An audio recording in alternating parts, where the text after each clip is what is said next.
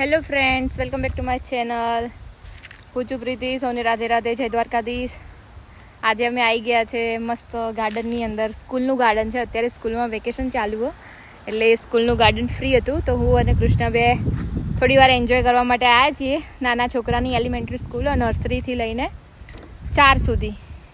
તો અત્યારે કોઈ છે નહીં, કારણ કે વેકેશન ચાલે એટલે કોઈ બાળકો નહીં અહીંયા, કે આજુબાજુનું પણ કોઈ અત્યારે આવ્યું નહીં રમવા માટે ગાર્ડનમાં. તો હું કૃષ્ણને લઈને આવ્યું અહીંયા ગાર્ડનમાં રમવા, અને કૃષ્ણને મેં ઝૂલામાં બેસાડ્યો. હું તમને બતાવું એ કેવો ઝૂલો ખાય. ચલો આપણે જોઈએ. જો આ છે કૃષ્ણ. કૃષ્ણને બેસાડી દીધો ઝૂલાની અંદર, અને એને ઝૂલો નાખું, અને એના તો મજા પડી ગઈ છે ઝૂલવાની. કૃષ્ણ, એ કૃષ્ણ, હાય કહેતો બધાને હાય. જો અહીંનો ઝૂલો કેટલો સરસ છે નાના છોકરાઓ માટે. એક આ રીતે એક અલગથી ઝૂલો બનાવેલો હોય અને આગળ લોક કરી દેવાનો, એટલે શું બેબી આમથી આમ ઊભું થવા જાય તો પડી ના જાય. અહીંના બેબી બહુ હેલ્ધી હોય, એમને જોઈને ઝૂલો બનાવેલો. પણ મારો કૃષ્ણ હેલ્ધી નહીં એટલું, મતલબ છે તાકાતવાળો એમ. એનામાં સ્ટ્રોંગનેસ બહુ છે પણ હેલ્ધી નહીં એટલું. તો એ આમ કદાચ નીકળી શકે, બટ એ નીકળતો નહીં. એ શાંતિથી બેસી રહ્યો. જો શાંતિથી ઝૂલો ખાય, એને મજા આવે, એન્જોય કરે એ ઝૂલાને. કરી જાય છે.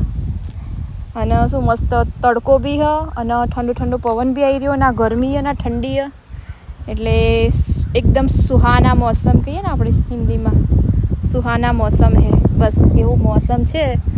તો કૃષ્ણભાઈ એની મજા લઈ રહ્યા, અને કૃષ્ણભાઈને હેચકો ખાવાની બહુ મજા પડી રહી છે. હું તમને આખો ઝૂલો બતાવું કે સોરી આખું ગાર્ડન બતાવું કેવું છે, બરાબર. અને અહીંની સ્કૂલ પણ કેવી એ પણ બતાવું. જો પછી આ બીજા ઝૂલા કે જેમાં આપણે બેસી શકીએ. આમાં આપણે બેસાય નહીં, કારણ કે આમાં વેઇટ કેપેસિટી લખેલી છે કે આટલા વેઇટ સુધી જ તમે બેસી શકો. પછી આ બીજા બધા ઝૂલા દેખો કેટલા છે, 4 ને 5. 5 ને ત્યાં સામે દૂર પણ દેખાય જો, અમે ઝૂમ કર્યું ત્યાં પણ બીજા 3 યા 4 ઝૂલા છે. આઈ થિંક આ ગાર્ડન આખું સ્કૂલનું.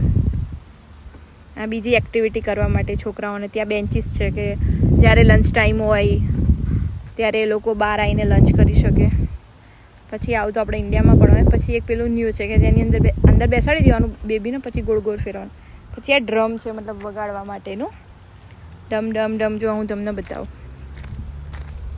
આ બધી સારી સારી વસ્તુઓ અમુક મૂકેલી છે, અલગ અલગ, મતલબ એ રીતે વાગે બરાબર, થોડો અલગ ડિફરન્ટ અવાજ આવે. પછી આ ખાલી છોકરાને ફેરવવાનું, એન્જોય કરવા માટે. પછી આ છે લપસણી. અહીંયાથી ચડવાનું, ત્યાંથી ચડવાનું, અલગ અલગ સ્ટેપ મૂકેલા બેબીને, મતલબ છોકરાઓને ચડવા માટે, કારણ કે એમને થોડું એક્સાઇટમેન્ટ મળે. એકના એક વસ્તુથી બોર ના થઈ જાય. કોઈ અહીંયાથી ચડે, કોઈ ત્યાંથી ચડે, કોઈ પેલી બાજુથી ચડે. ત્યાં પણ બેન્ચીસ મૂકેલી, ત્યાં પણ બેન્ચીસ મૂકેલી છોકરાઓને જમવું હોય. પછી ત્યાં શું કહેવાય, I don't know, volleyball, football શું રમતા હોય આની અંદર, એ રમવાનું પણ એને ગ્રાઉન્ડ. આખી સ્કૂલ જે દેખાઈ રહી તમને, જો આ સ્કૂલ આખી. પછી જો એક બીજી વસ્તુ તમને કહું કે અહીંયા જો ગાર્ડન છે, જ્યાં છોકરાઓનું પ્લે ગ્રાઉન્ડ જેટલા એરિયામાં, ત્યાં આ લોકોએ લાકડાની, મતલબ શું કહેવાય, એકદમ ઝીણી વેર નહીં પણ કટકા જેવી વેર આવે ને એવી બધે આમ ઢગલા બંધ પાથરેલી છે. કારણ કે જો છોકરું પડી બી જાય ને તો એને વાગે નહીં એમ. પેનલેસ વાગે, પેનફુલ ના વાગે એમ. અને છોકરું ખુલ્લા પગે ફરતું હોય તો એનું એક્યુપંચર થઈ જાય, કારણ કે આ જે લાકડા છે ને સોફ્ટ હોય એકદમ. એટલે આ વસ્તુ બહુ સારી અહીંયા. પછી તમે એક બીજી વસ્તુ નોટ કરી, આમ શું કહેવાય, ક્યાંય કચરો નહીં પડેલો, એકદમ બધું ક્લીન હોય. તો એ વસ્તુ બહુ જ સારી. અને આ જે સામે છે ને, આ જે ઝાડ દેખાય, આ ઝાડની એક્ઝેક્ટ બાજુમાં નીચે નદી જાય, બહુ જ મસ્ત. જો પાછો તડકો જતો રહ્યો, વાદળછાયું વાતાવરણ, વાદળા છવાઈ ગયા સૂર્યદાદા ઉપર, એટલે મસ્ત વાદળછાયું વાતાવરણ થઈ ગયું. 6 વાગવા આવ્યા.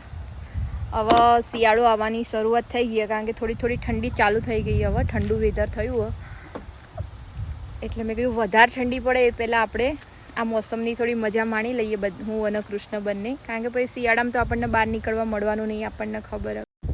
ઘરમાં 4 દિવાલની અંદર જ આપણે રહેવાનું હોય, બરાબર. એટલે આપણે બોર થઈ જઈએ. અને ઘરમાં બી આપણે છોકરાને કેટલા રમકડા રમાડીને બિચારો ટીવી બી કેટલી જોવો. તો હોપસો કે અમારો હોલ બહુ મોટો હતો, એને થોડી મજા આવે સાયકલને એવું બધું ચલાવવાની. પણ તો બી એમ જો કે એના સપ્ટેમ્બરથી મેં શું કહેવાય એની રમતગમતની પ્લે સ્કૂલ એમાં મૂકવાની ઈચ્છા અમારી. જો એમાં મૂકીશ હું તો 4-5 કલાક એના નીકળી જશે. બધા છોકરા હોય એના જેવડા એટલે એને બી મજા આવે થોડી વાર. અને મને બી શું થોડો ટાઈમ મળી જાય તો હું બી ક્યાંય જોઈશ, એપ્લાય કરીશ. પાર્ટ ટાઈમ જોબ મળશે તો કરીશ, અદરવાઇઝ ઘરે. કારણ કે આમાં ઘરની સામે જ છે સ્કૂલ, એટલે વાંધો નહીં એને લેવા મૂકવા જવાનું. એટલે આવું પ્લાનિંગ કરી રહીએ. અને અત્યારે તો કૃષ્ણભાઈ મજા માણી રહ્યા.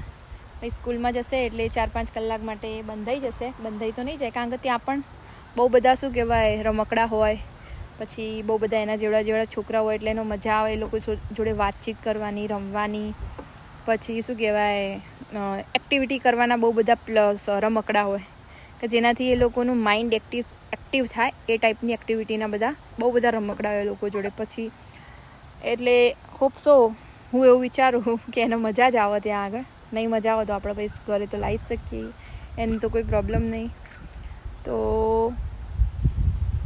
બસ આજે પૂરો કરીએ આજનો બ્લોગ. સાંજે નીકળ્યા હતા તો મેં કહ્યું સાંજનો એક બ્લોગ બનાવી દઈએ, તમને બી બતાવીએ કેવું વેધર અહીંનું. હવે ઠંડી ચાલુ થઈ જશે એટલે પછી બ્લોગ ઘરમાં જ બનાવવો પડશે. એટલે મેં બહારનો એકાદો બ્લોગ બનાવી દઉં બીજો એક. એટલા માટે મેં આજે બ્લોગ બનાવ્યો. અને તમને મારો બ્લોગ કેવો લાગ્યો મને જરૂરથી કમેન્ટ કરજો, લાઇક કરજો, શેર કરજો અને મારી ચેનલને સબસ્ક્રાઈબ કરજો. રાધે રાધે, જય દ્વારકાધીશ. કૃષ્ણ રાધે રાધે, જય દ્વારકાધીશ. બોલો જય શ્રી કૃષ્ણ બધાને.